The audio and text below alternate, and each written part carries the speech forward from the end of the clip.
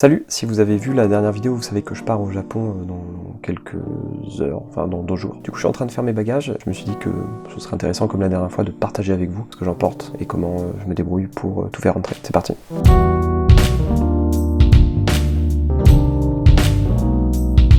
Alors, une fois n'est pas coutume, je ne vais pas voyager seulement avec un sac à dos. C'est un ski trip, donc forcément il y a des choses encombrantes et lourdes à emporter. Donc j'emporte une bonne vieille valise à roulettes et un sac à dos pour le ski, qui est un sac à dos Black Crowes, une marque française de Chamonix. Je vous propose de regarder très rapidement ce qu'il y a à l'intérieur de la valise. Je pense que c'est plus simple si je vous accroche quelque part. Alors en fait c'est assez simple.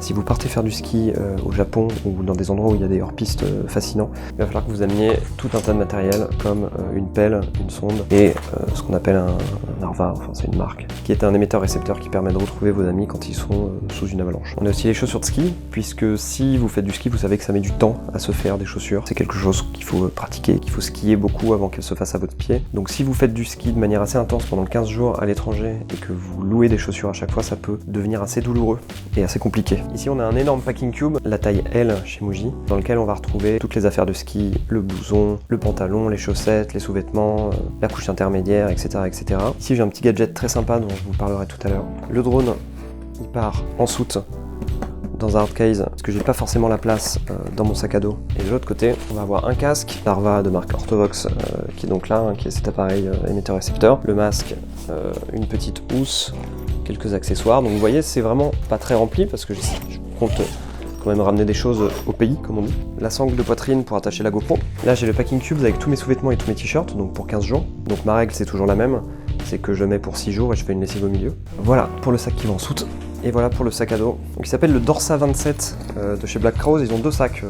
Black Crowes, ils ont un Dorsa 18, je crois, et un Dorsa 27. Donc c'est des sacs qui sont spécialement conçus pour le ski, tout simplement parce qu'on va pouvoir attacher les skis sur les côtés, ou le snow même au milieu. Et puis il y a des emplacements prévus pour la pelle, la sonde et l'arva. Donc lui, je vais l'emporter sur les pistes, mais c'est aussi le sac que je vais emporter dans l'avion. Donc là, il est en configuration bagage cabine. Donc je vais l'ouvrir, on va regarder rapidement ce qu'on met dedans. Donc, il a une ouverture sur le devant comme ça, et puis il a aussi une ouverture en roll-top qui s'attache un peu par derrière sur les côtés, ce qui lui donne une gueule plutôt sympa, quoi. Même en ville, à mon avis, il passe de manière assez sobre. Inévitable oreiller pour faire dodo, inévitable masque très mignon de type renard, ainsi qu'une petite trousse de nécessaires de toilette, crème hydratante, déodorant, dentifrice, des boules qui est, etc.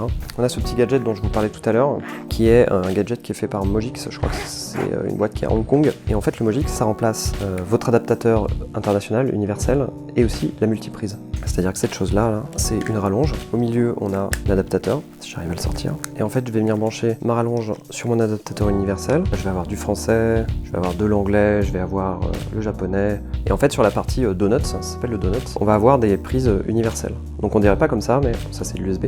On dirait pas comme ça, mais on peut rentrer toutes les prises là-dedans, vraiment n'importe lesquelles. À l'intérieur de ce sac, je vais aussi avoir une housse avec ce qui est très important d'avoir à portée de main rapidement, c'est-à-dire les chargeurs d'ordinateur et de téléphone. Alors ça, c'est un casque Plantronics qui m'ont prêté, qui est hyper bien, j'utilise depuis un certain temps maintenant. Donc c'est un casque sans fil avec annulation du bruit. C'est hyper efficace, on est vraiment dans sa bulle, quoi. Je vous mettrai la ref en description de la vidéo, c'est assez ouf. Dans ce sac, on va aussi avoir une petite housse là avec le nécessaire de câbles mais secondaire. Donc là, c'est vraiment là où je vais mettre un casque de rechange, des câbles de rechange.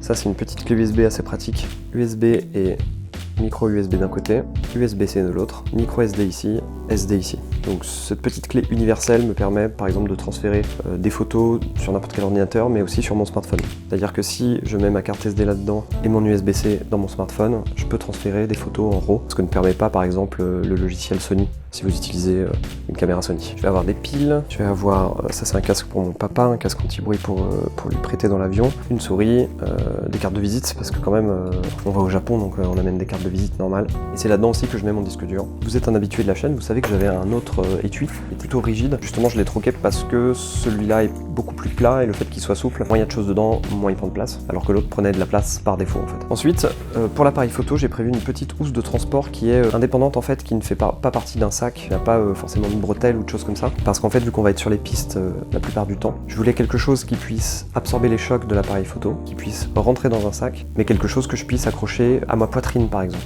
Imaginons le cas de figure suivant, on est dans un hors-piste, je sors le drone, je lance le drone en tracking automatique, je descends la piste, à ce moment-là, ma télécommande, je peux la planquer ici parce que ce truc-là est accroché à ma poitrine avec des mousquetons. Donc voilà, une petite housse Quechua, hein, qui fait très bien le taf, que généralement j'emmène en randonnée, puisque comme ça je peux accrocher cette chose-là à l'extérieur du sac et attraper mon appareil photo rapidement.